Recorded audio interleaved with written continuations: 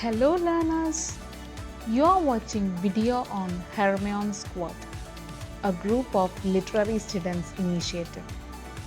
If you are new to this channel, please do like, share and subscribe. In the last video, we did part 1 of Restoration period. Today, we will do part 2. So, let's get started. King James II. James II was the second son of Charles I and ascended the throne in 1685 after the death of Charles II. James II was neither cool-headed nor diplomatic like his brother. He was also a Roman Catholic who believed that it was his moral responsibility to restore Catholicism in England. He was the last Catholic monarch of England, Scotland, and Ireland. James II believed that he was secure in his power because he had peacefully ascended to the throne and he had successfully and cruelly put down the rebellion staged by the Duke of Monmouth and some of his Protestant supporters in 1685, which came to be called the Monmouth Rebellion. He revoked the Test Act that favored Anglican Church. Probably he had designs of becoming an absolute monarch. In 1687, he issued a declaration of indulgence by which all laws against Roman Catholics and dissenters were suspended. James II made him very unpopular among all sections of society. This disapproval of the king was enough to resurrect the Whig party. Even the Tory party and the Anglican Church were so alarmed that they also joined the Whigs in their disapproval of the king. The nation began to think about deposing the inconvenient Catholic king and placing a Protestant on the throne. In 1688, a son, Catholic heir, who later came to be known as the Old Pretender, was born to him, creating political tensions in England.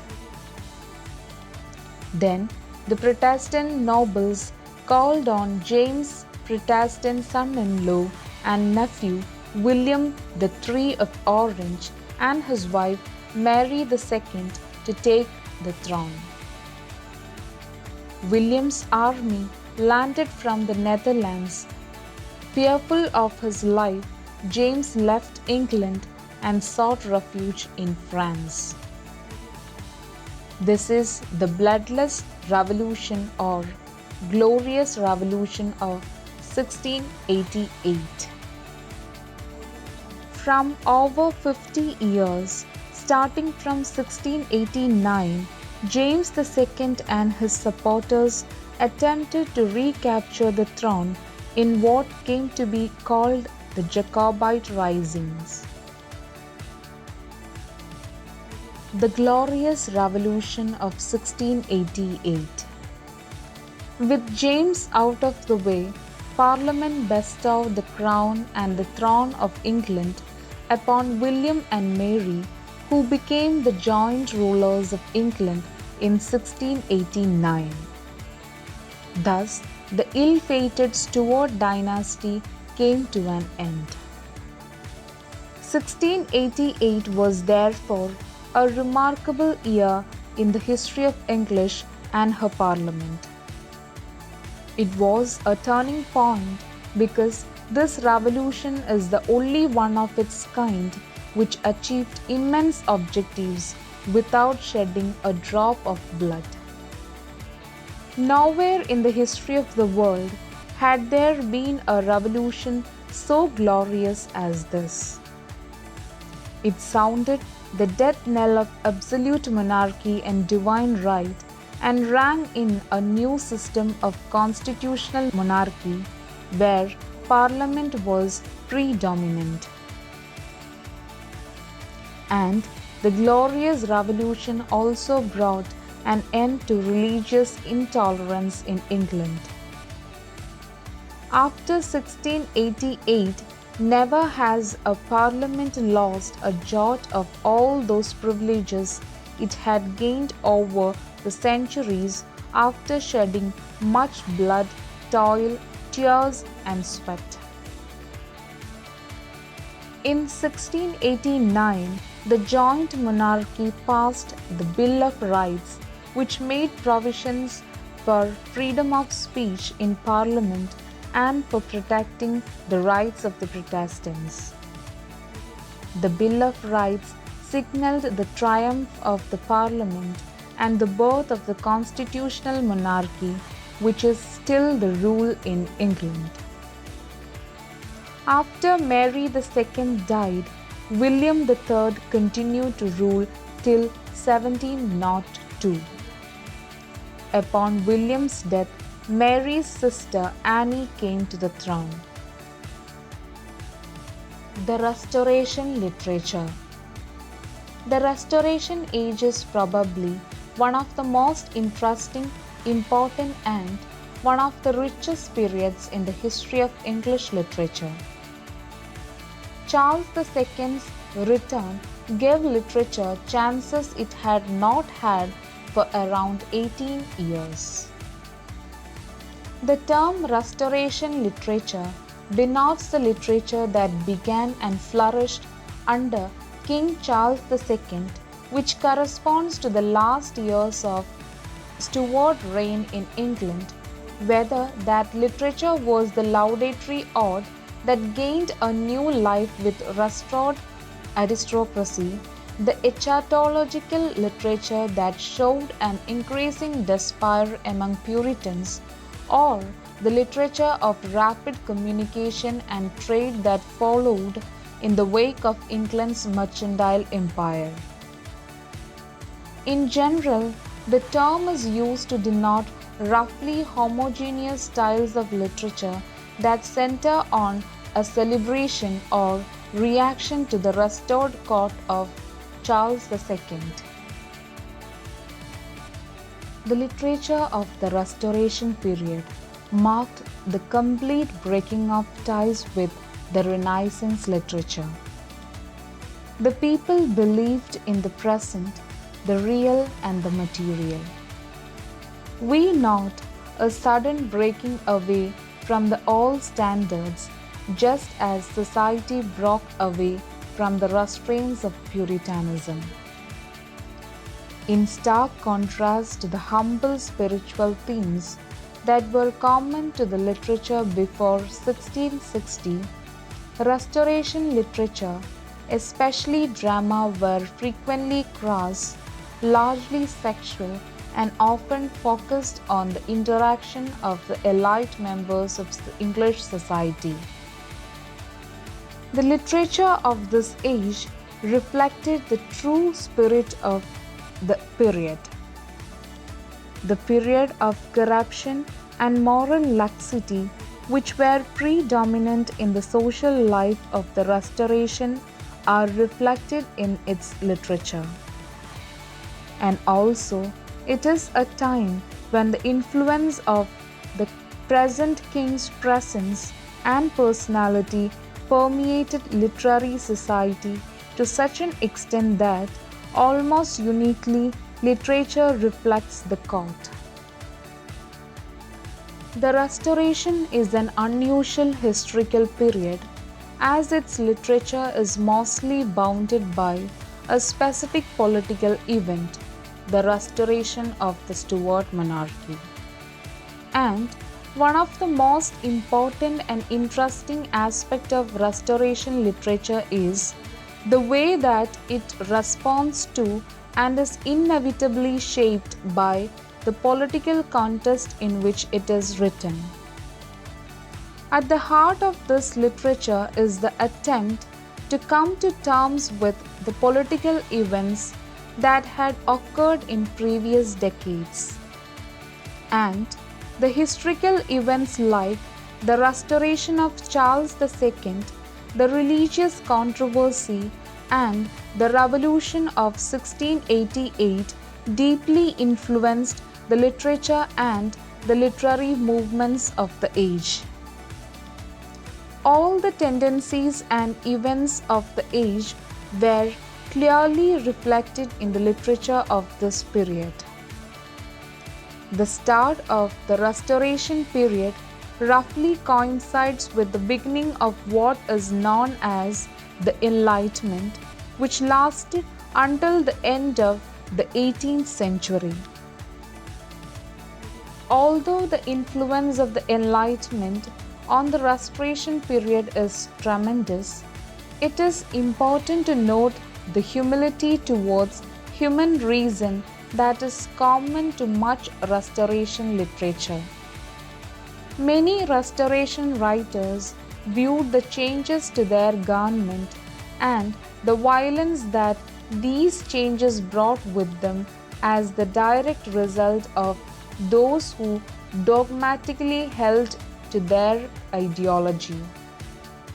In this sense, the political events that occurred in England provide insight into the skepticism that is at the heart of Restoration literature.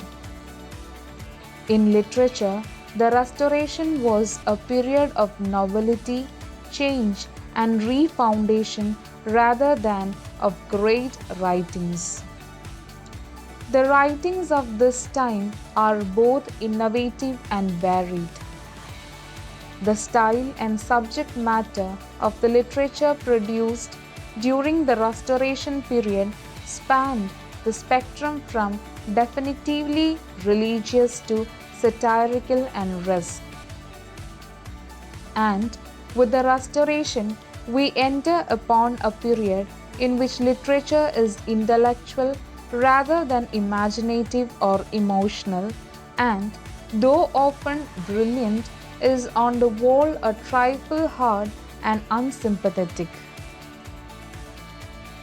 During the Restoration period, the literary genres, poetry, prose, and drama were too restored.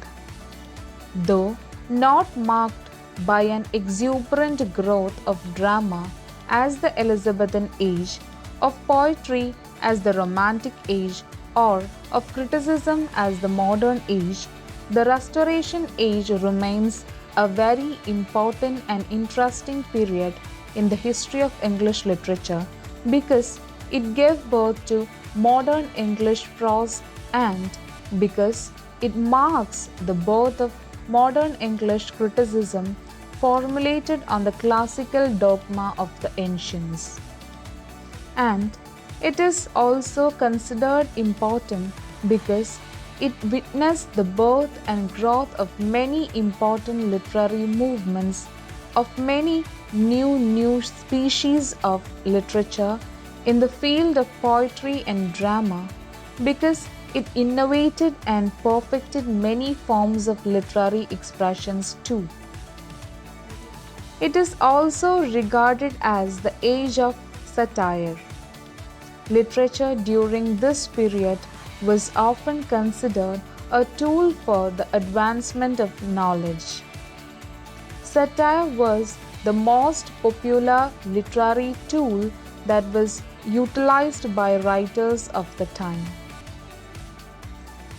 With the help of satire, writers were better able to educate the public through literature. Playwrights of the time were also known to incorporate satire in their plays. Through the use of satire, they were able to expose and critique social injustices. Satire was a highly successful literary tool that worked to promote social awareness through literature, theatre, and periodicals of the time. The dates of Restoration literature are a matter of convention and they differ markedly from genre to genre. Thus, the restoration in drama may last until 1700, while in poetry it may last only until 1666, and in prose it might end in 1688. Literary features of the age. During the interim, England had been dominated by Puritan literature and in the intermittent presence of official censorship. The interim put a stop or at least a kashara and allowed a seemingly fresh start for all forms of literature after the Restoration. The Restoration period is one of transition, and the war literature was developed into a new style. The chief literary trends of this period can be summarized as follows. The rise of Neoclassicism. At the Restoration, the break with the past was almost absolute. It involved the literature in the deepest degree. Subject and style took on a new spirit and outlook, a different attitude and aim too. Hence, the post-Restoration period is often set up as the converse and antithesis of the previous Elizabethan age. It is called classical as opposed to the Elizabethan Romanticism. Though the contrast between the two epochs need not be overemphasized, yet the differences are very great. Imitations of the ancients. The authors of the period were not endowed with exceptional literary talents. So, they turned to the ancient writers, in particular to the Latin writers, for guidance and inspiration. It was generally believed that the ancients had reached the acme of excellence, and the modern poets could do no better than model their writings on the classics. Thus grew the neoclassical school of poetry. The neoclassicists could not soar to great imaginative heights or could not penetrate deeply into human emotions. They directed their attention to the slavish imitation of rules and ignored the importance of the subject matter. This habit was noticeable in the age of Dryden, and it strengthened in the succeeding age of Pope. French influence. On the literature of this period, it was French influence which dominated. Charles II and the literary men who accompanied him had spent most of their years of exile in France. And when they returned to England, they brought with them a new admiration of French literature, renounced old ideals and standards, and demanded that English poetry and drama could follow the style to which they had grown accustomed in the gaieties of Paris life. In particular, the effects of this penetrated very deeply into the drama, especially into comedy, the most copious literary product of the Restoration period. Realism and Formalism. The Restoration literature developed realism in a marked degree. This tendency was at first thoroughly bad. Later, this tendency to realism became more wholesome. While it neglected much that is romantic and interesting to youth, it led to a keener study of the practical motives which govern human action. There was a reaction against the excesses and extravagance of both the Elizabethans and the metaphysicals headed by John Donne. This reaction resulted in a marked tendency towards directness and simplicity of expression, and to this excellence tendency, English literature is greatly indebted.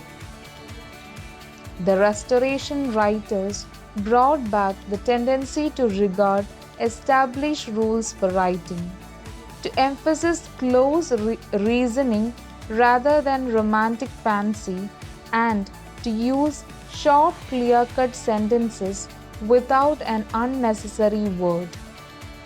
Emphasis was laid on a correct adherence to the rules of the ancients as interpreted by the French. An age of prose and reason.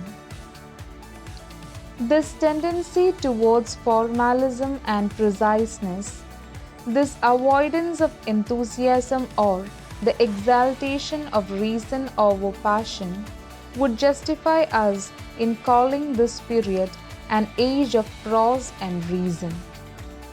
In Dryden's age, English prose begins definitely to find its feet, and a prose style is gradually evolved which is admirably suited to the miscellaneous needs of everyday life. The critical temper of the age, the growth of science, and religious and political controversies all fostered the rise of prose. The rise of modern prose. The Restoration, says Matthew Arnold, marks the real moment of birth of our modern English prose. The English prose after the Restoration breaks with the style of the times preceding it, finds the true law of prose, and becomes modern. Becomes, in spite of superficial differences, the style of our own day.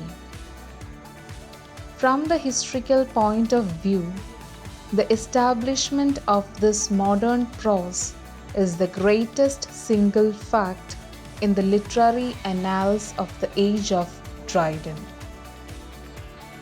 The decline of the lyric and rise of satire.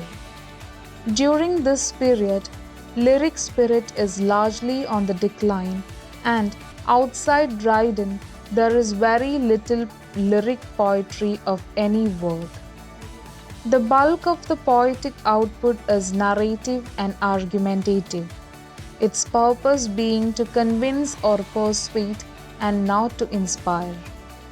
The best poetry of the era is satirical.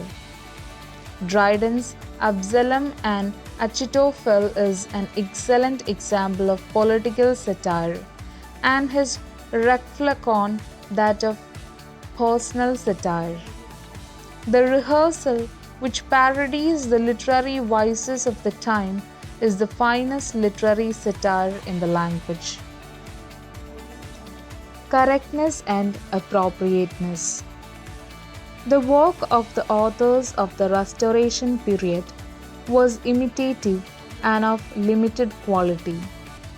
Since they lacked creativity and flight of imagination, they abandoned freedom altogether and slavishly followed the rules. Thus, they evolved a number of rules which can usefully be summarized in the injection "be correct."